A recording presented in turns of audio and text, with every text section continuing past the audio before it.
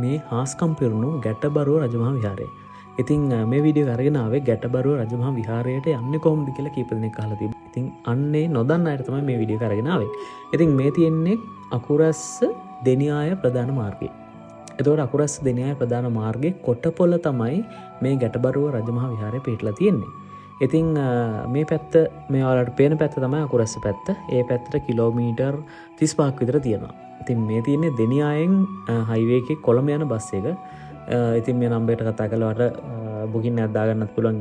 ඔයා බාරයක් වෙන්න යනවා නම් පූජා වට්ටියක් හදන්න අවශ්‍ය නම් මෙතනින් ඔයාලට පළතුරු ගන්නත් පුළුවන්. එහෙම නැත්නම් පූජා වට්ටියක් හදන්න ඔයාලට ගෙදරින්ම අවශ්‍ය පළතුරු ටික අරගෙන එන්නත් පුළුවන්. ඉතින් ගැටබරු රජමහා විහාරයට මෙතනදලා කිලෝමීටර් 2ක් විතර තියෙනවා. ඉතින් කන්ද තමයි තියෙන්නේ. කැලේ මැදින් තියෙන කන්ද.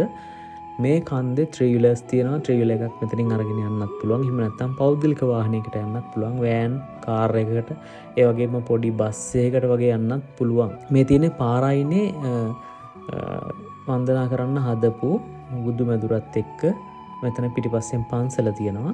ඉතින් මෙතනින් යන්නේ අය පඳුරක් දාලා බාර වෙලා යනවා. ඉතින් යන ගමනට ආශිර්වාද අරගෙන යනවා. ඉතින් මේ තියෙන්නේ එතකොට කොටපොළ ගැටබරුව රජමහා විහාරයට යන පාර.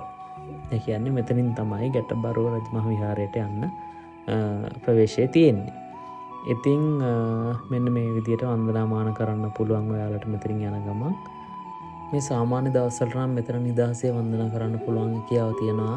ඉතින් ගැටබරු උත්සව කාලට නම් ඇත්තටම මෙතනට ලං වෙන්නවත් බෑ. ඒ තරම් ලොකු සෙනගක් මේ ආවට පිරිවරාගෙන තියෙනවා. කඩ සාප්පු වැටලා තියෙනවා. මේ දැන් මම යන්නේ ගැටබරුව පහු කරගෙන දෙනියාය පැත්තට. දෙනියාය පැත්තට කිලෝමීටර් 9ක් තියෙනවා දෙනියාය ටවුන් එකට. මේ තියෙන්නේ කොටපොළ ටවුන් එක. ඉතින් ලොකුම ටවුන් එකක් නෙමෙයි. නමුත් මෙතන චුට්ටක් ඉස්සරහින් වම් පැත්තට වෙන්න බස් නතර කරන තැන තියෙනවා. පොඩි ස්ටෑන්ඩ් එකක්. ඒ වගේම දකුණු පැත්තෙන් මෙතන BOC එක පේනවා. ඉතින් මෙහෙම දිගටම ගියාම හම්බ වෙනවා ඉස්සරහා හන්දියක්. ඒ හන්දියෙන් උරුබොක්ක මාතර පාර තියෙනවා. මේ හන්දිය ඉඳලා උරුබොක්ක කරා මාතරට කිලෝමීටර් 75ක් විතර තියෙනවා. ඒ පාරෙන් ගියාම ඇඹිලිපිටිය වලස්මුල්ල පැති වලටත් යන්න පුළුවන්. මේ දිගටම තියෙන්නේ දෙනියාය. මෙතන තියෙන කොටපොළ මහාවිද්‍යාලය. ඉතින් මේක තමයි ගැටබරුව පිහිටලා තියෙන තැන.